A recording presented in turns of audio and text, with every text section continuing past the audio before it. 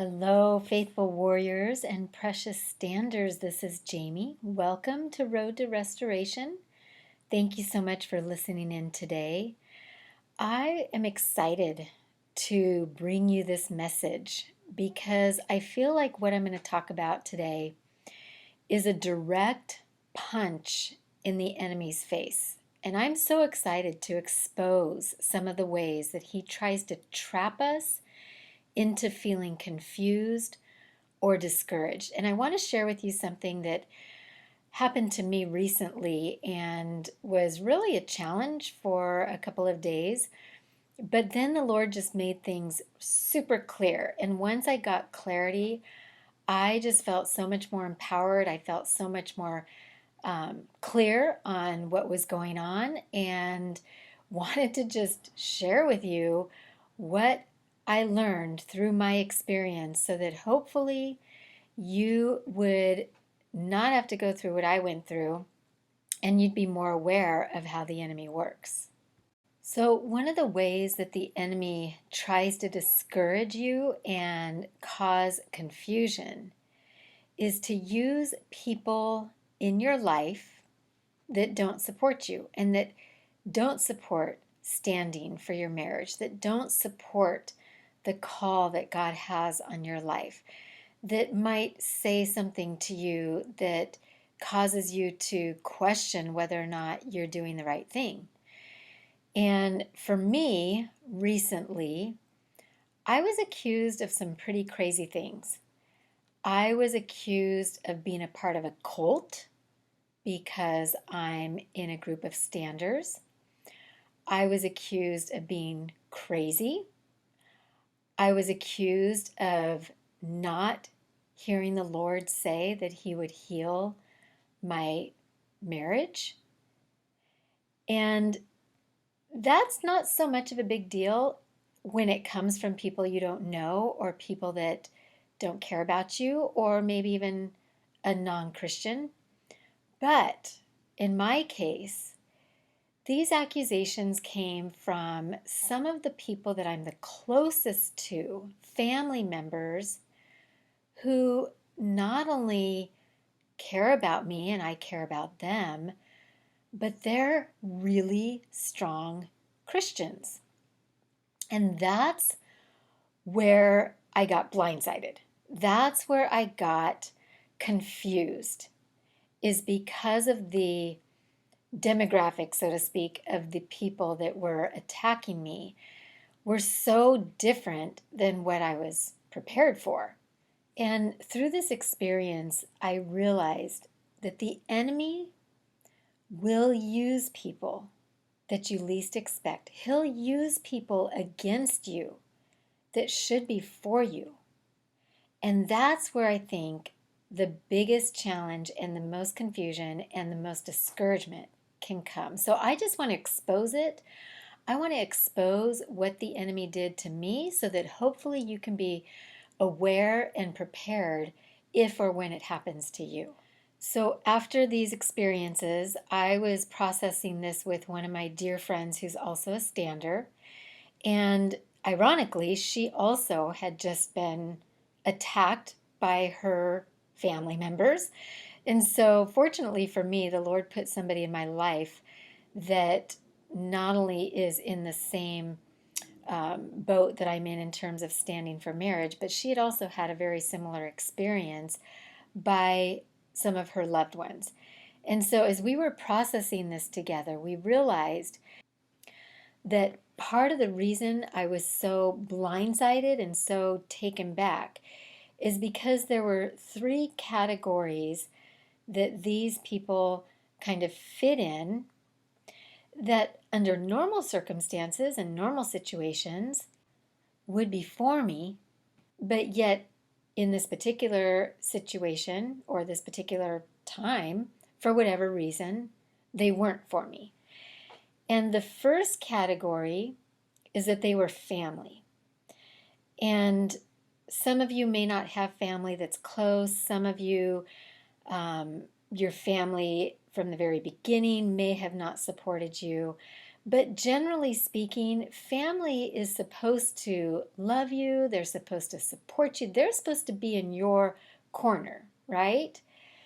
And so in my situation, one of the categories that these people fit into was that they were family.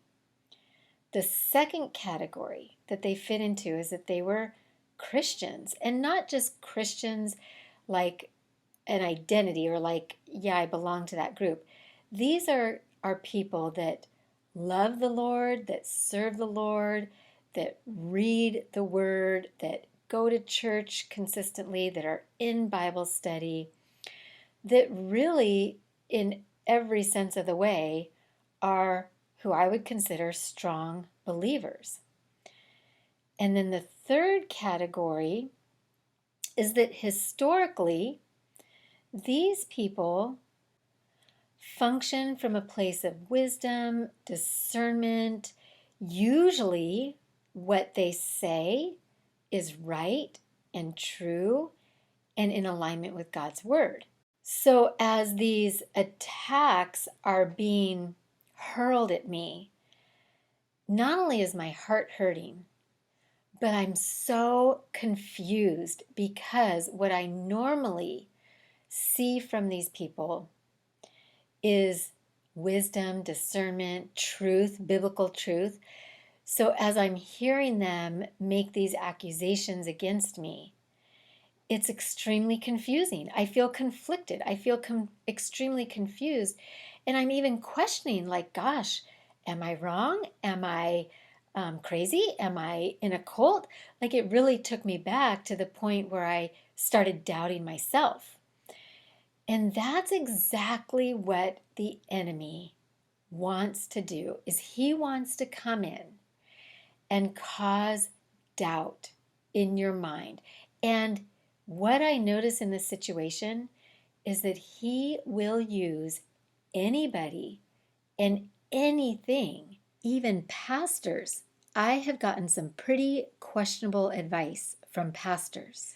So, part of this journey has to include getting stronger and stronger in your belief, in your immovable stand of what God has shown you, and in listening to His voice. Part of this journey is going to include shutting out the voices that are against you and just listening to God's voice. We have to fine tune our ear so much so that we only hear God's voice and His voice alone. Will you tune in to God's voice? Will you listen to God's voice only? Will you know His voice so clearly that you can discern when He's speaking to you and when it's the enemy? The word says in John 10:27, "My sheep hear my voice, and I know them, and they follow me." I was just recently playing a game of chess with my 15-year-old son, and he likes to play with a timer, which I don't particularly like because then I make quick moves, and oftentimes that works against me. But I agreed, and so we were playing a game of chess. And I made one wrong move. And in this one wrong move that I made, my queen was exposed to his rook. And his next move took out my queen. Then, within about 5 moves, not only had he taken out my queen, but he had taken out about 4 more of my pieces and had me in checkmate. Within seconds, he had me in checkmate because I made that one wrong move that exposed my queen. And that is similar to this walk that we have, standing for our marriage, standing for the healing and the restoration of our marriage, standing for our prodigal spouse. One wrong belief One wrong voice, listening to one voice that's going to lead us astray, could cause us to be defeated. And that's exactly what the enemy wants. The enemy will hold nothing back in trying to discourage you or confuse you or cause you to doubt yourself, because he wants nothing more than to defeat you. And remember, our battle is not against flesh and blood. This is a spiritual battle, and the enemy knows how powerful a restored marriage can be, how powerful those testimonies are, how much glory God is going to receive when there's restoration and healing, and when families are united and living in unity. The enemy knows that, and he wants nothing more than to come against us, defeat us, discourage us, cause us to have doubt, cause us to listen to the wrong voices. And right now, I am exposing that. Right now, I am exposing how he works, and wanting and hoping that you will be aware of this, so that if this happens to you, you can immediately know that it's the enemy. I want to talk briefly about Peter and his relationship with Jesus. And we see throughout the Gospels that Peter was one of Jesus's closest disciples. And in his relationship with Jesus, Jesus asks him a couple of times, "Who do you say that I am?" And Peter says, "You are the Christ, the Son of the living God." Shortly after Jesus asked that question, he explained to the disciples that he had to go to Jerusalem and that he was going to suffer many things. And Peter took him aside and began to rebuke him. This is in verse 22 of Matthew 16.